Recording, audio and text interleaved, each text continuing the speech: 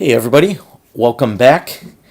This week I want to do a video critique that looks at some of your service learning projects. I think it's important that as we move through long-term projects like this, that we visit your images as they're in the developmental stage and take a look at some of the things that are really successful in them and also some of the things that might need refinement. One of the benefits of doing a project over several weeks here like we're doing is that we can take the time to go back and look at our images in a very objective way and see where we might be able to improve them and where we might be able to strengthen the narrative that we're going to put out there to the public in our series of images. So with that being said, let's start out with Christian's work. Christian is doing his project at Sisters Hospital, and one of the things he points out in some of his statements is that the hospital is very active in the morning and sort of full of life, but as the day goes along, it starts to kind of empty out and seems to be maybe a little bit quieter, a little bit lonelier, stuff like that. So we certainly see that with this first image here, the empty hallway, the sort of abandonment that cart almost has in there. I think the thing that I really love here is this lighting is sort of a greenish, yellowish cast to it that sort of has a cold, almost empty feeling to it. I love the way you've set up the frame where you've got the diagonal line that almost encourages the viewer's vision to walk down this hallway, and I love how you've given us this doorway at the end of the hallway that almost asks us to enter that doorway and continue on looking through the frame. And of course, that cart that almost feels like it's been abandoned at the side of the hallway. All of those things really contribute to that narrative that you're trying to communicate to the viewer here, which is how that hospital gets sort of empty and almost abandoned as the day goes along. So really good job on this first image. I think that'll be a strong addition to your portfolio or to your series. And then we have an exterior shot here. Certainly, as your projects develop, you always want to have shots that kind of focus in on the details, and almost are shots that are title page shots, are the first shots that give us sort of an overview of the place that you're talking about. However, that being said, I honestly don't think that this is as much of a powerful and compelling addition to the portfolio as the previous image. It almost feels like a shot that anybody could take if they were just walking by the hospital and shooting from the exterior. I think one of the things that I want to push you guys to do in these projects is shoot things that the average person would not normally notice as they're kind of crossing paths with these different locations. The idea of putting in all this time with the service learning, besides just the learning aspect of it, is also to give you a more intimate look at these places and try to create a body of work that is not common or is not easily seen by the general public.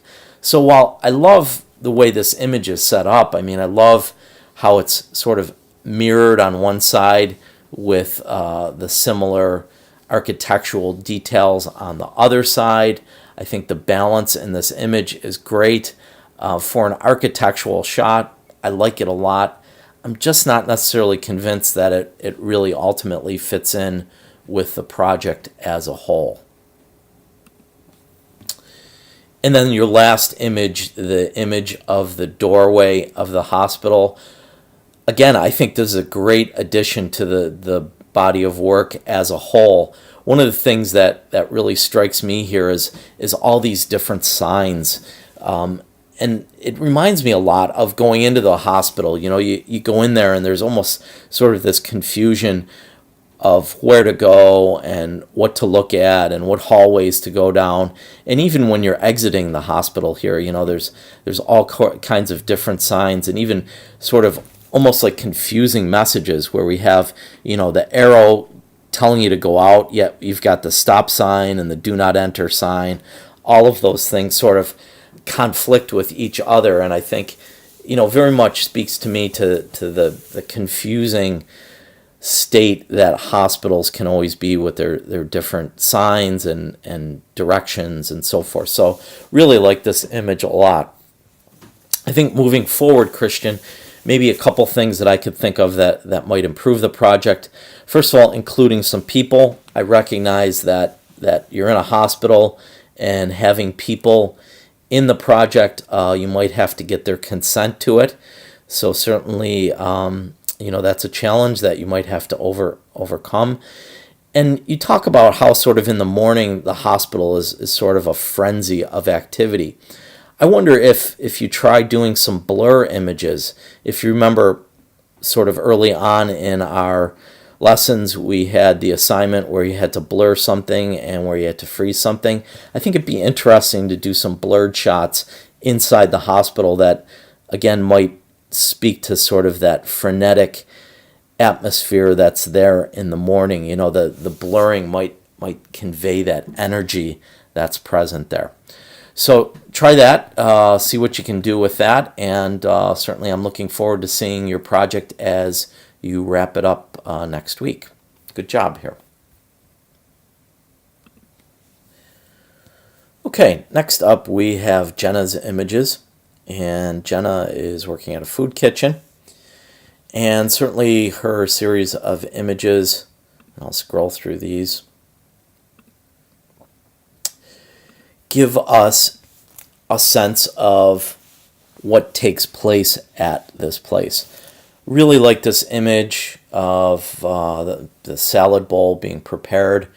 I think there's, we talk about balance and symmetry and harmony. We can see how this frame is really set up beautifully. If we divide it in half here, we almost have mirror images on both the left side and the right side of the frame here. So from that perspective, I think it really looks great. As a filler shot or as kind of like a little detail type of shot, I think it really works well for the project.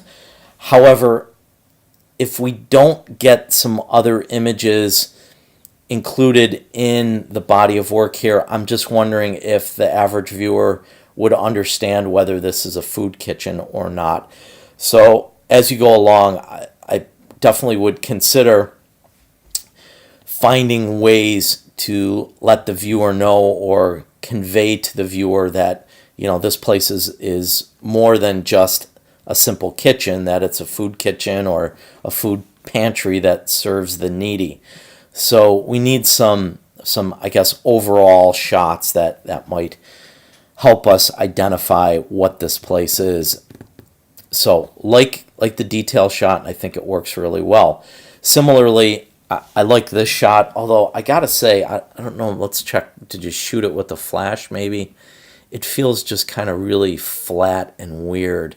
Yeah, you shot it with the flash, and one of the things that a flash does is it kind of flattens things out. And if you look at this image, when I say flatten things out, if you look at it, it almost kind of looks like a cutout.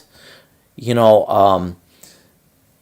just, we've got really bright area where the flash is closer to the camera, and then really dark areas in the background where it's farther away. And that's very characteristic of using a flash.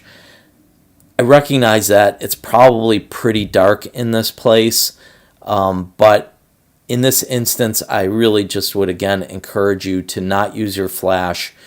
If you have to, push your ISO very high here and just use the available lighting in the situation. Again, you can just kind of see here that this image just looks a little bit off, and I'm absolutely convinced that it's just the use of the flash in here. So try shooting without your flash, Jenna. I think you'll find the results are a little bit better. And if it's too dark, you just have to find areas that are bright enough for you to work in. And then your third image, I have to admit, in the third image here, I kind of didn't really notice that person down below here until I went in and read your description. And when I went in and read your description, it talked about the person sort of looking up and having a look of despair. And when that was the case, I went in and saw her. And you're right, she is kind of hard to see in the background there. So what we have to do is we really have to brighten up this area of the photograph to bring her out. So let me do a quick little adjustment for you here. So we're just going to, we can select any one of these adjustment layers, click on them, and let me just bring my adjustments into range here. And then once we've made the adjustment, sorry, let me just rearrange my tabs here a little bit so you can kind of see what I'm doing. So once we've made the adjustment, I'm going to go into our layers and change the blending mode from normal to screen. And you can see how that's brightened up the image, but it's brightened it up too much in this area here. So what I have to do is I have to invert that layer. So if I just go up to layers and I'm sorry, where is it? I'll do the shortcut for it. On your keyboard, go Command I, and that inverts the layer. And then once you've inverted the layer, you can take a brush, a paintbrush, make sure your foreground, I'm right over here, make sure the foreground is white, take the paintbrush, and then you can start painting in this area over here. Just going to make sure I change that to 100%. And see how my paintbrush is now making that area lighter. So I'm just going to bring her in and lighten her up a bunch there. And probably I might even need to do another adjustment like this to, again, even make that brighter over there, because I really think that we need to be able to see her. We can't sort of be on a treasure hunt to find her. It really sort of has to be somewhat obvious to us that she's there. So other than that, I mean, I really love the composition of this photograph. You know, you've got this diagonal that draws us in, and then the conveyor belt sort of brings us down, and then the woman who's looking up, again, sort of almost like wondering what might be in that thing, or, you know, as you said, maybe sort of a look of despair in there. So I like the image a lot, but I think you need to work on this image a little bit in Photoshop. And then just noticing in your submissions, I asked you to do a map of where your adjustments were, and I didn't see that in the submission. So I think, you know, if you do that map, you'll see that you have to go in here and actually make these adjustments there. So make sure you do that, and make sure your images definitely are fully resolved in Photoshop before you submit them. And again, you gotta sort of start with a plan, and that map that we talk about in the module is really the beginning of the plan here. So make sure you do that for your future assignments. For future assignments, you're not going to have to hand in the map, but still, I think it's important that you do that visualization process before you do any adjustments in here. So look forward to seeing your final project as it comes together. And next up, we have Sarah's work. Sarah is at St. Luke's, and again, in her images, she starts out with sort of a detail shot, and I really love this shot because it shows sort of the humble approach that this place has. It, you know, kind of shows how there's a little bit of wear and tear, that it's not like this sort of like slick high-end kitchen, that, you know, there's been a lot of people that have come through these doors, and, you know, even the fact that this bottom piece of paper is ripped here, I think that really says a lot about it. You know, it's almost a metaphor for the people here that, they're torn, they've been beat up a little bit by life, but yet we still can kind of see the beauty within them. And I just think this image is a really super example as a metaphorical image for what goes on and the people that go into and are served by this place. So really like this a lot. I think your second image really gives us a sense of the place and what goes on there, and certainly the writing on his t-shirts or his t-shirt really also identifies, not only the fact that it's students from Canisius that are helping out here, but also that UCAN logo says a little bit about the idea of service learning and being actively involved in helping others within the community. So this is a great shot. Again, it gives us sort of an overview of the place and what goes on there. So again, I think a really nice job. And then last but not least, we've got an image of one of the shelves here. Again, I love the fact that it sort of shows all the different types of shoes that I assume are being donated to this place. The one interesting thing here is that you've got some images in black and white and some images that are in color. I really like the second image in black and white. I think especially the conversion you did here, the tonality of it is really beautiful. Whereas this black and white shot kind of feels very gray and almost ominous. So I'm not super crazy about the black and white conversion there.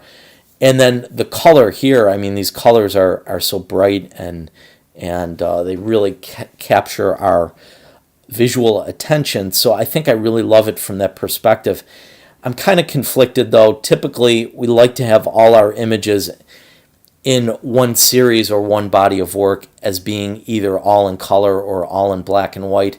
So I just wonder in this instance if you make a decision whether all your images should be black and white or all of them should be color. Candidly, I think perhaps having them all in color might be the way to go. Typically, we see color images as being sort of very real, very authentic, very current, whereas black and white images tend to have a perception of something that might be older or something that might be imagined or interpreted. So especially seeing this last image with all of the color in here, I might ask you to consider whether or not just having the whole project in color might be the best route to go on this. So I'd be interested in hearing from you on that. Certainly, if you have any questions on that, shoot me an email or we can chat in the discussion forums about this. So other than that, I think a really good start here, and just like to see how this project is going to get built upon and sort of fill in the missing parts of the narrative. I think you've got some good overview shots, some good detail shots, maybe some more people shots, whether they're the people that are working there or the people that are served by this agency. I think some of that might help us understand a little bit more about this place and who are the people that are involved here. So keep at it and look forward to seeing what you have for the final project. And next up we have Kim's images. So looks like Kim is working with kids with disabilities that are learning to ride, if I understand this correctly. So I think if we look at all of the images here, we get sort of a good overview or a good sense of what's going on at this place. I think I particularly like this image here because the people are coming directly into the camera, so we sort of make almost like an eye-to-eye connection with the rider. And I especially like the way the image is sort of balanced here, and you framed it almost perfectly within that doorway there, and the cones sort of again are leading out of the frame. So it almost feels like we're actively involved in this photograph here. The one thing I would say is, Kim, all of your images look very dark, and I recognize these barns probably don't have a lot of lighting to them. So it looks like you're probably going to have to boost your ISO up a whole bunch, which you're at ISO 1600 here. Maybe we want to push that ISO up to 3200, and especially the f-stop of 11 here. That's way too high. We need to have an f-stop that is much lower and an exposure or shutter setting that is much higher. So you probably should be working at 1/125th of a second with an f-stop of 5.6 and an ISO somewhere in the neighborhood of 3200. So there's no reason to have that high f-stop number here. We don't really need a large depth of field, especially you're shooting kind of wide here. So yeah, you just got to use a faster shutter setting and a lower aperture value, and have your image a little bit brighter. As you can see, these images look really dark. Let me just give you an example. I'm going to go in and do an adjustment here. Go into my layers and screen that, and that's where, and you know, take a look at your histogram, how much brighter that is than it was originally. So you really got to lighten these images up and put the emphasis on the shutter as opposed to the aperture. So perhaps even shooting in shutter priority setting, and use a shutter setting again of about 1/125th. And that's going to fix stuff like this where we have sort of a lot of blurring going on. That blurring really is happening just because, again, you're using that shutter setting that is so slow here. So let's try and shift things up a little bit and see if you can get these images a little bit sharper, and get the shutter setting a little bit higher, and make sure they definitely are not as dark as this. And then also, Kim, what I would say about all three of these images, they're kind of taken from a very obvious vantage point. I think, you know, if I set anybody loose into this place, I think that probably they'd come away with these three images. So maybe try shooting some images that are not taken from shoulder height, and then you know, use some vantage points that maybe are from down low. And then how about try shooting maybe through some of these stalls, you know, using some of the stalls to frame up things. Maybe try some silhouettes of things. Again, you know, that it's not that there's anything wrong with this vantage point, but I think it's just a pretty obvious vantage point, and one that virtually anybody would have.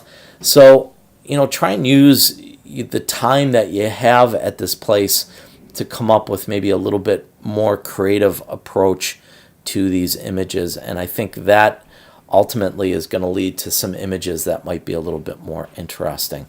So keep at it, and you know, just try and work from a little bit more creative position. I think that you're on your way here, and I love the subject matter that you're working with. I think you just need to work it a little bit more. So look forward to seeing your next series of images. So next up we have Kelly's images, and I believe, Kelly, these were your images from the Somali Bantu program. If they're not, let me know. But I know you were doing two separate service learning projects, which I think is great.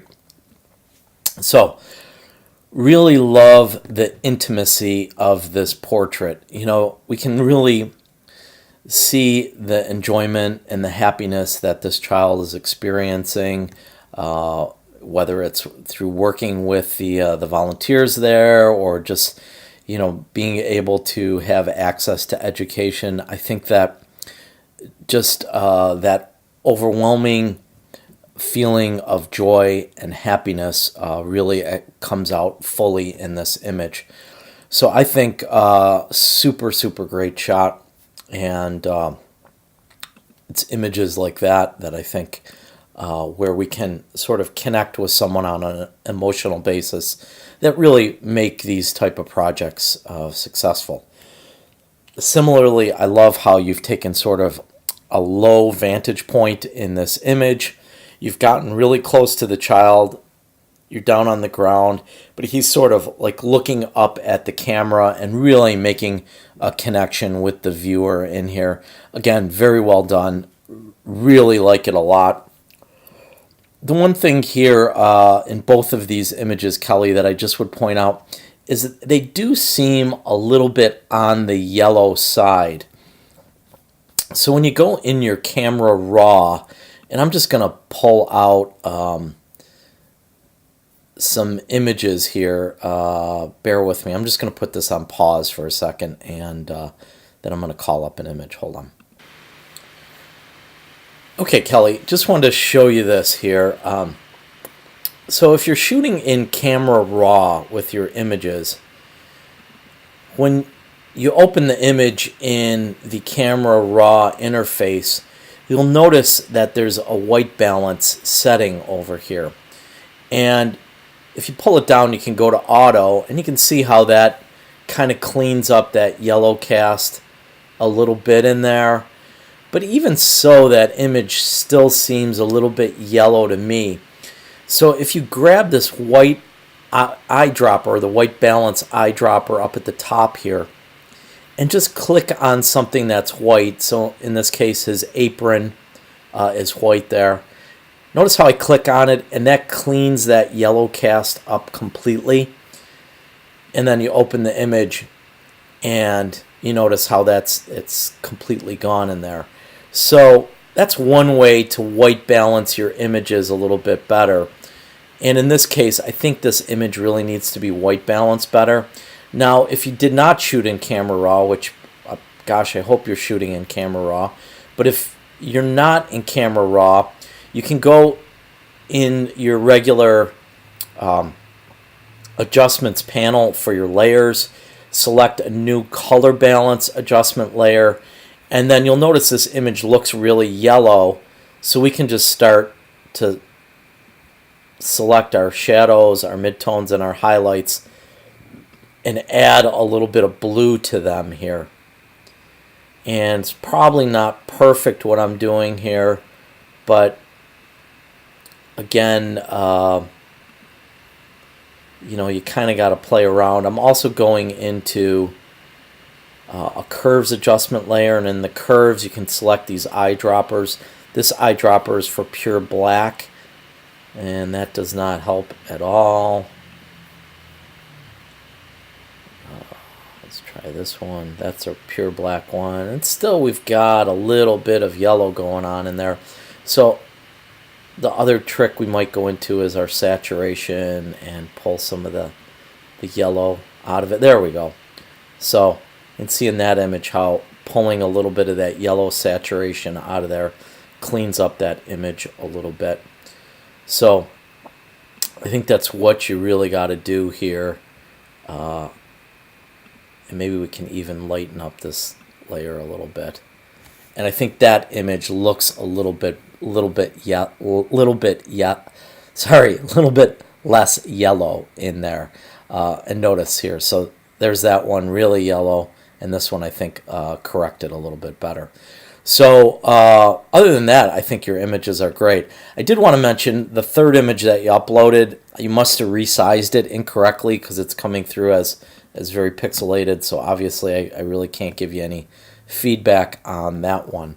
I'm not sure what happened there, but take a look at your files and just make sure that you went ahead and resized them correctly. But definitely think you're off to a good start here. So looking forward to what you have to fill in the project. Perhaps, maybe the type of shots now we should be looking for. You've got some good close-up people shots, maybe some wide shots that kind of give us a sense of what the place looks like and sort of sets the stage for us in the body of work. And next up we have Taylor's images. I'm sorry, Brenna's images. Sorry, Brenna. So she's working at the animal shelter, and certainly my fear always is when students do projects at the animal shelter that we kind of just get a bunch of images of cats that are in their cages or in their enclosures. And we really don't get a sense of what goes on at these places, or even who the people are that work with these animals, that contribute their time and efforts for them.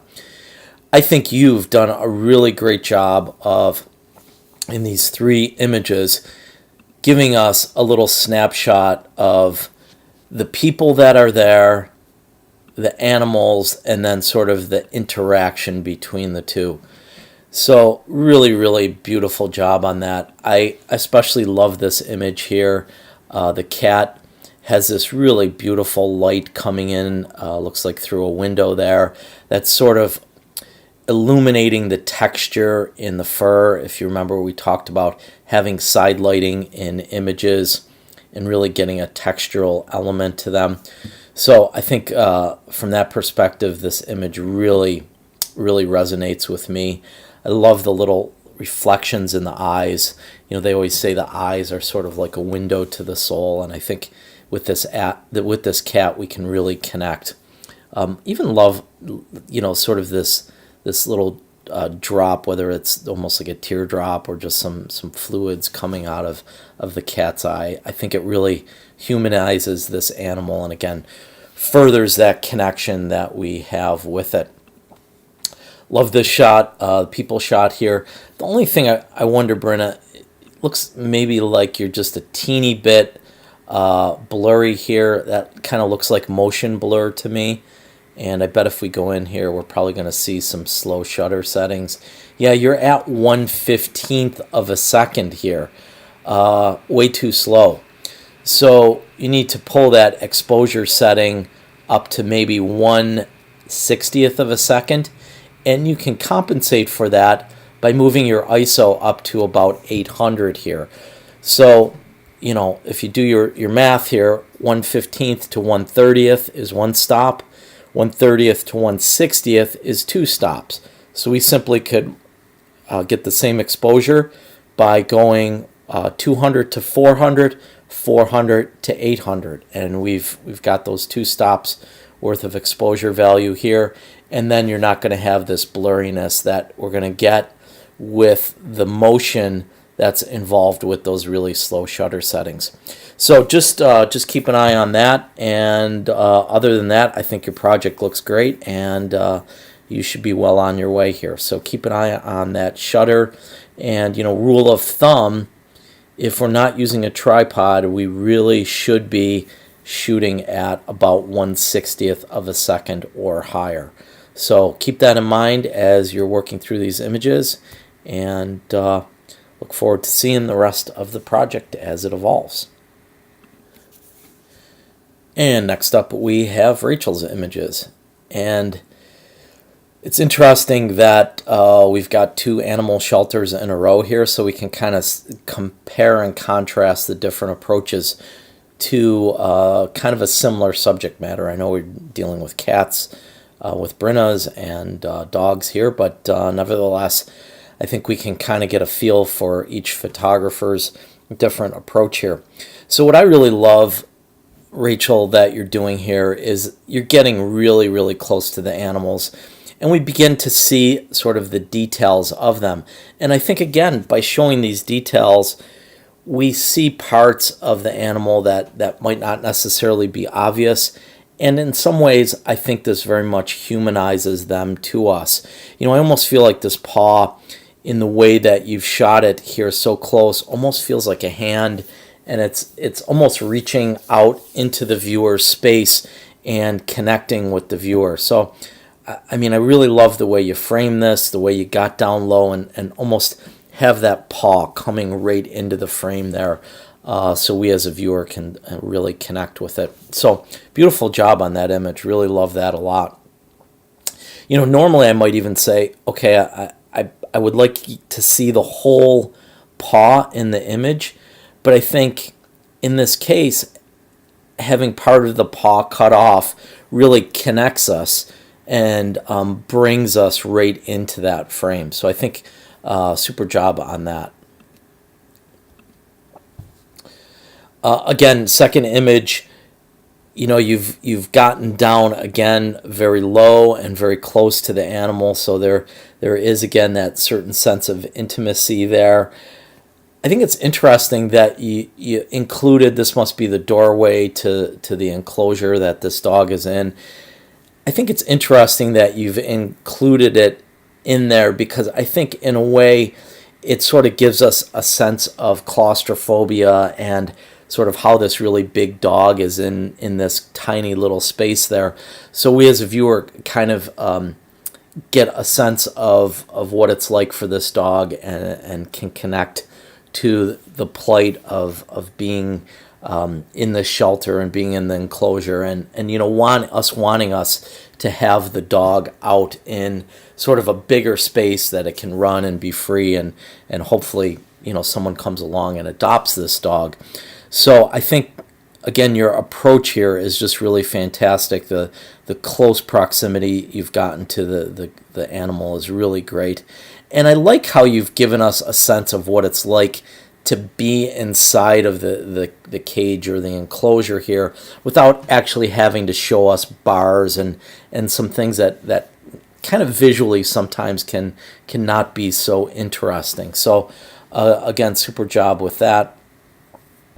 And then, of course, the last image here, you can almost kind of see the sadness in the dog's eyes here and sort of the gesturing of it. And again, you're conveying this story of how it's important for these animals to be adopted and, how these animals have feelings also and, what it's like to be in this little enclosure that they're in.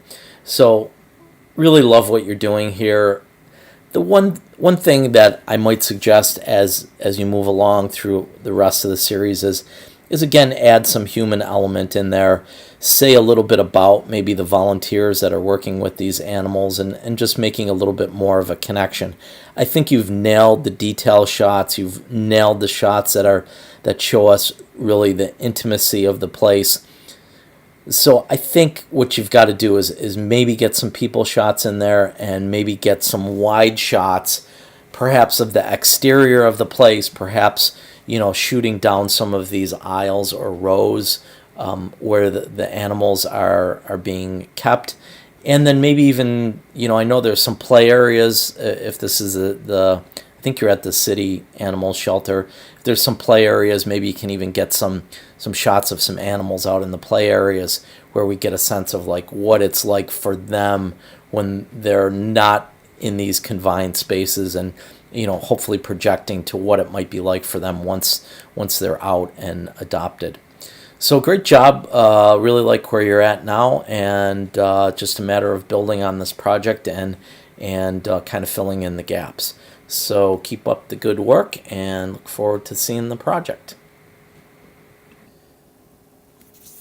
And next up we have Kim's images, and Kim also is working at Animal Shelter. And again, I think it's pretty neat that we have these three groups of photographs to look at in a row because we can compare each person's approach to it, which I think each one of you have done a really good job of conveying sort of the essence or the spirit of each one of these places, but doing so in a way that is very different. In your instance here, Kim, we can kind of see how the cat is almost looking off the frame, and I think in many ways that speaks to almost the nervousness or the anxiety of the animal, and perhaps animals that have either been mistreated or are scared because they don't have a home and are in unfamiliar surroundings. And I love how the hand is coming in, and it's not an open palm. It's almost like reaching in with the back of the hand in a very sort of quiet, comforting, reassuring way, rather than more of an aggressive pet that we might typically do with a cat that's a family member or something like that. And really love the way you've got this framing in here. Very well done.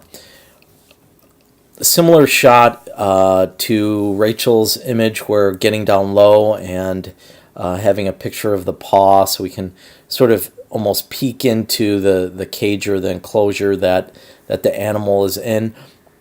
If you look at this, you can almost see the one difference that I was talking about with Rachel, where we actually have the full paw included in the photograph rather than sort of cut out right here.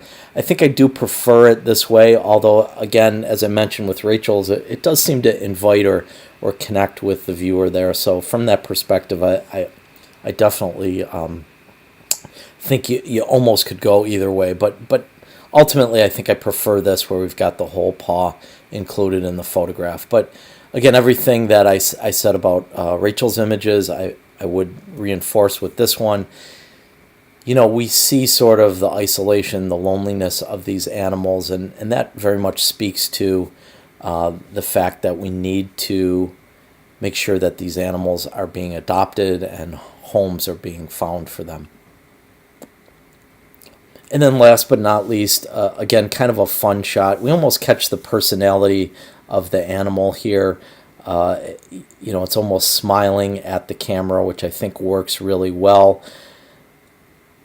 Again, in a sense, you know, cutting off a part of the animal, maybe traditionally we might say that might not be a good thing here.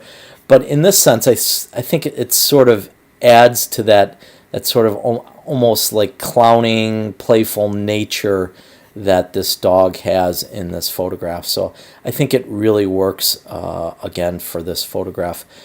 I do look at this image, and it does look a little bit blurry to me. I bet if we go in here, we're probably going to find similar shutter issues. Yeah. You know, exposure of 1/30th of a second and ISO of 200. We've got to push that ISO up higher, get it up to 800 with an ISO of 800. Then we have an exposure setting of 1/125th of a second, and that is going to freeze our motion up a little bit here. It just looks a little bit soft, blurry, and out of focus, and that definitely is related to the movement that's going on in here. Our shutter setting is just not fast enough to capture the motion that we want to capture here.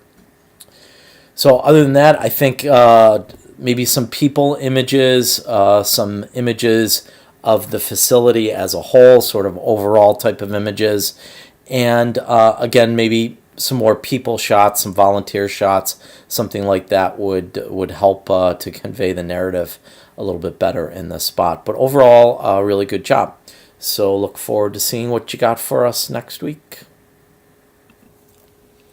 So last but not least, we have Mackenzie's images, and it looks like Mackenzie's images are from the West Side Bazaar.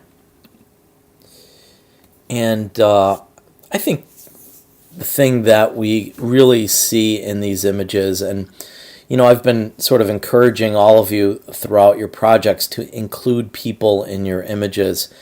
And with Mackenzie's shots, I think having all of these people in here, you really get a sense of this place and, you know, what it's all about. Look at how happy these people are. You know, there is a very tangible feeling of pride, of joy, of happiness that these people have in this place that they're working at. And I love your framing. You know, each one of these images, clearly our eye goes to the principal characters in them, but it's kind of surrounded by all of all of their handmade crafts that they're selling at this place. So I love, from that perspective, what you're doing there.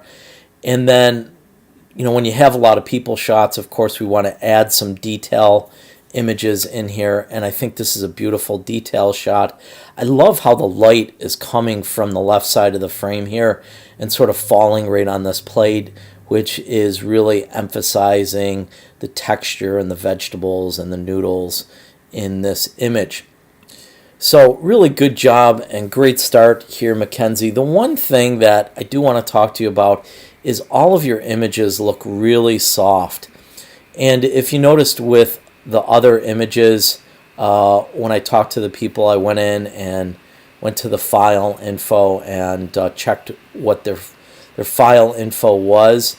In this instance, I can't see what your file info is, so I'm just wondering what camera you're using. I hope you're not using like your cell phone camera on this, because we can see the quality of the images is really not where it needs to be for this project. You know, look, when we zoom in there, that's not very sharp. Similarly, when we zoom in, that's not very sharp either. And last but not least, you know, zoom in on her. She's probably a little bit sharper, but still, I suspect that you're having some camera issues. My first suspicion would be that your shutter setting is too slow. As I said to others, you want to make sure you have a shutter setting of at least 1/60th of a second. If you don't have it at 1/60th of a second, you need to get it up higher than that. And to do so, you're probably going to need to move that ISO to a higher setting. So make sure you do that. Make sure you're very methodical about your focusing. And in your camera, you have a little focusing dot that should be placed right on whatever you want in sharp focus. And typically when we're doing people shots, we want their face to be the sharpest thing in the photograph. So we would always want to place that autofocus spot right on these people's faces to make sure that those are super crisp and super in focus. So I think in general, you know, the content of your images is fantastic. Really like where you're going with the project, but the sharpness and the technical quality of the images seems to be really off here. So again, I just want you to revisit the fundamentals of photography here and make sure that your settings are going to give you the optimum sharpness and quality of your images. Because certainly content-wise, you know what you're doing. You have the eye for it through composition and use of lighting.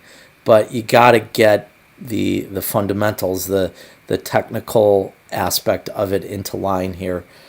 So work on that this week, and hopefully we can have everything settled by next week. If you do have some questions on your camera, again, please feel free to contact me, and be happy to even chat with you if you like. We can set up a meeting and maybe review some of the stuff on your camera if need be. So get in touch with me if you feel that would be helpful, and hopefully we'll have everything straightened out for the final presentation of this project next week. So that's a wrap for all of our critiques. You guys probably do notice that we are missing a few people. So unfortunately, we need to continue to keep working on stuff and submitting things in a timely fashion.